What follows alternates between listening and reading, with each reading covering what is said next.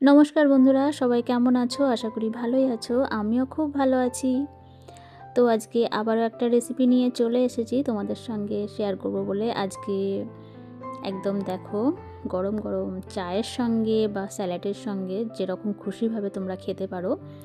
তো একটা নাস্তা রেসিপি বলা যেতে পারে, স্ন্যাক্স চায়ের সঙ্গে তো যাই হোক, আজকে বানাবো পকোড়া, মানে চিকেন পকোড়া। তো পকোড়া তো অনেকে অনেক রকমভাবে বানাও তোমরা, বা আমিও বানাই, তবে এইভাবে পকোড়াটা বানালে বেশ চায়ের সঙ্গে দুর্দান্ত লাগে, অসাধারণ লাগে।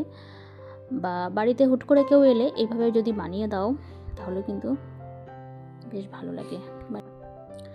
তো বড়দের প্রণাম আর ছোটদের বুক ভরা ভালোবাসা দিয়ে চলো আজকের ভিডিওটা শুরু করি। তো আজকে বানাবো চিকেন পকোড়া। চিকেন পকোড়া বানাবার জন্য তো নিয়ে নিয়েছি চিকেন, এদিকে কিছু মশলা নিয়েছি, পেঁয়াজ কুচি, লঙ্কা কুচি, আদা কুচি, রসুন কুচি। তো আমি তো সব কটা মশলা একদম পেঁয়াজ, লঙ্কা বা আদা একদম কুচি কুচি করে নিয়েছি। তোমরা চাইলে বাটা ব্যবহার করতে পারো। যদি আদা, রসুন, কাঁচা লঙ্কা একসঙ্গে বেটে নাও তাতেও কিন্তু বেশ ভালো লাগে। তো আমি কুচিয়ে নিয়েছি। তো চিকেনটা একদম বোনলেস চিকেন, মানে একদম হাড় ছাড়া নিরের যে মাংসটা, তো ওইটা নিয়েছি। ওটাকে আমি একদম ছোটো ছোটো করে পিস করে নিয়েছি। আর তার মধ্যে এই কুচিয়ে রাখা পেঁয়াজ, আদা, রসুন, কাঁচা লঙ্কা এগুলো দিয়ে দিলাম। এটাকে একটু ম্যারিনেট করে কিছুক্ষণ রাখবো। তো তারপর দেখো দিয়ে দিচ্ছি হলুদ গুঁড়ো, ধনিয়া গুঁড়ো, জিরা গুঁড়ো, দিয়ে দিচ্ছি কাশ্মীরি লঙ্কার গুঁড়ো। কাশ্মীরি লঙ্কার গুঁড়োটা দিলে বেশ একটা লাল লাল রঙ হয়, বেশ সুন্দর লাগে। ঝালের জন্য তো দিয়েছি আমি কাঁচা লঙ্কা, দিয়ে দিয়েছি নুন, আর দিয়ে দিলাম 1 চামচ মতন কর্নফ্লাওয়ার। তো তোমরা চাইলে এখানে চালের গুঁড়িও ব্যবহার করতে পারো, তাহলেও বেশ ভালো লাগে। দিয়ে দিচ্ছি বেসন। বেসনটা একটু আমি বেশি পরিমাণ নেব, বেসনটার জন্যই আর কি একটু মোটা টাইপের হবে।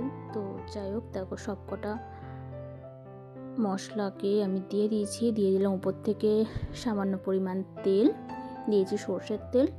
এবার সব কটা উপকরণগুলোকে আমি একটু ভালো করে মিশিয়ে নেব। শুকনো শুকনো হয়েছে, তো আমি সামান্য জল ব্যবহার করেছি। হ্যাঁ, দিয়ে দিয়েছি ডিমটা দেখানো হয়নি। তো জল একটু নিয়ে নিতে হবে, কারণ একদম শুকনো শুকনো জলটা নিয়েছি অফ ক্যামেরায়, তোমাদের দেখানো হয়নি, সরি। তো সব কটা উপকরণগুলোকে আমি ভালো করে মিশিয়ে নিয়ে দেখো কিছুক্ষণ রেস্টে রেখে দেবো, তাহলে জিনিসটা বেশ ভালো হয়। তবে তোমাদের কাছে সময় না থাকলে তোমরা কিন্তু একটু 5 মিনিট মতন রেস্টে রেখে তারপরেই করতে পারো, সেটাও ভালো হয়। তো আমি রেখেছিলাম প্রায় 15-20 মিনিট মতন, তারপর চলে এসেছি। এদিকে কড়াই বসিয়ে দিয়েছি। কড়াইটা গরম হয়ে যেতে দিয়ে দিলাম বেশ পরিমাণ তেল। আমি সর্ষের তেল ব্যবহার করছি, তোমরা চাইলে রিফাইন তেল ব্যবহার করতে পারো। তো আমার এই ভাজা বা পকোড়া এই ধরনের জিনিসগুলো একটু সর্ষের তেলেই বেশি ভালো লাগে, তো আমি সেই জন্য সর্ষের তেল ব্যবহার করছি। তো তেলটা একটু গরম হতে দিলাম।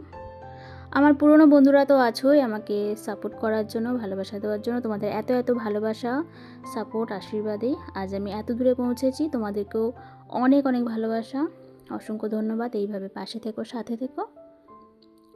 আর যারা আমার নতুন বন্ধু, আজকে প্রথমবার আমার চ্যানেলে ভিজিট করেছো, তোমাদেরকেও অসংখ্য ধন্যবাদ, অনেক অনেক ভালোবাসা। আজকের এই রেসিপিটা দেখে যদি ভালো লাগে অবশ্যই চ্যানেলটাকে সাবস্ক্রাইব করে নিও, আর পাশে থাকা বেল আইকনটা প্রেস করে অল নোটিফিকেশানটা অন করে দিও, তাহলে আমার নতুন নতুন ভিডিও সবার আগে তোমাদের কাছে পৌঁছে যাবে। তো দেখো, কথা বলতে বলতে তেল এদিকে গরম হয়ে গেছে। আমি এদিকে পকোড়াগুলো দেখো একে একে ছেড়ে দিচ্ছি, বেশ বল বল মতন করে। তবে অবশ্যই যখন পকোড়াটা ভাজবে অবশ্যই কিন্তু গ্যাসের ফ্লেমটা একদম লো টু মিডিয়াম করে রাখবে, তা নাহলে দেখবে ওপরটা পুড়ে যাবে আর ভেতরটা কিন্তু ভালো ভাজা হবে না, সেক্ষেত্রে কিন্তু একদমই ভালো লাগবে না, কাঁচা কাঁচা থেকে যাবে। তো সেই জন্য ভাজার সময় অবশ্যই গ্যাসের ফ্লেমটা একদম লো করে রাখবে। তো একে একে আমি দেখো পকোড়ার বলগুলো আমি ছেড়ে দিচ্ছি যতটা পরিমাণ ধরে।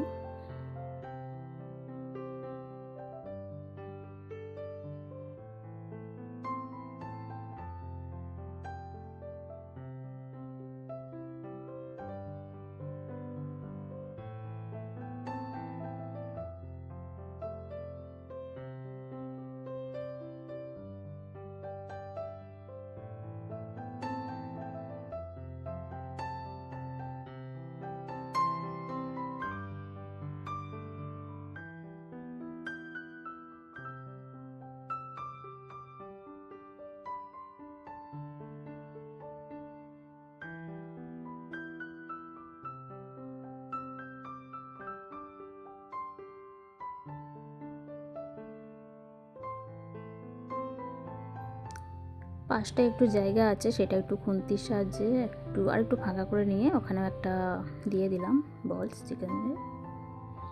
তো দেখো এক পিঠ আমার ভাজা হয়ে গেছে, এবার আমি খুন্তির সাহায্যে আস্তে আস্তে উল্টে দেবো আর এক পিঠ। তো এইভাবে যদি আস্তে আস্তে ভাজো তাহলে কিন্তু খেতে দুর্দান্ত হয়, আর চিকেনটা একদম সফট হয়ে যায়, খুব সুন্দর লাগে। তো আমি তো এখানে লেবুর রস বা ভিনিগার ব্যবহার করিনি, তোমরা চাইলে ব্যবহার করতে পারো।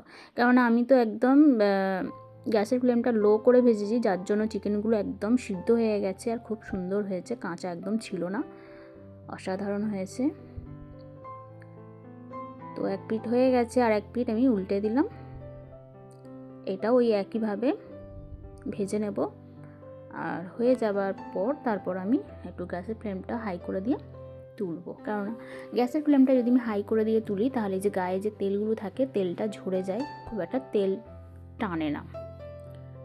তো সেই জন্য প্রথমে গ্যাসের ফ্লেমটা লো করে ভাজলাম, তারপর শেষের দিকে হাই করে দিলাম। তো দেখো ভাজা হয়ে গেছে চিকেন পকোড়াগুলো। আমি অল্প করে ভেজে দেখাচ্ছি, সবটা আর ভেজে দেখাইনি, তাহলে সবটা যদি দেখাই তাহলে ভিডিওটা অনেকটাই বড় হয়ে যাবে। তো সেই জন্য অল্প করে ভেজে দেখালাম, বাদবাকিটা আমি অফ ক্যামেরায় ভেজে নিয়েছি। তো পকোড়াগুলো দেখো আমার ভাজা হয়ে গেছে, একদম রেডি। আমি ভাতের সঙ্গেও এরকম পকোড়া খেতে পারো, বা এরকম শসা পেঁয়াজ টমেটো মানে স্যালাডের সঙ্গেও খেতে পারো সস দিয়ে, তাতেও অসাধারণ লাগে, দুর্দান্ত লাগে, একদম রেস্টুরেন্টের মতন।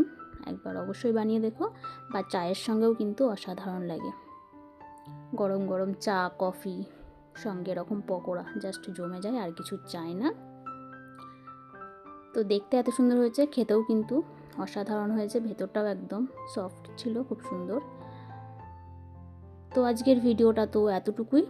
এতক্ষণ ধৈর্য সহকারে দেখার জন্য সকলকে অসংখ্য ধন্যবাদ, অনেক অনেক ভালোবাসা। এইভাবে পাশে থেকো, সাথে থেকো। দেখা হবে পরের একটা ভিডিওর সঙ্গে। ততক্ষণ তোমরা সকলে খুব খুব ভালো থেকো, সুস্থ থেকো। টাটা।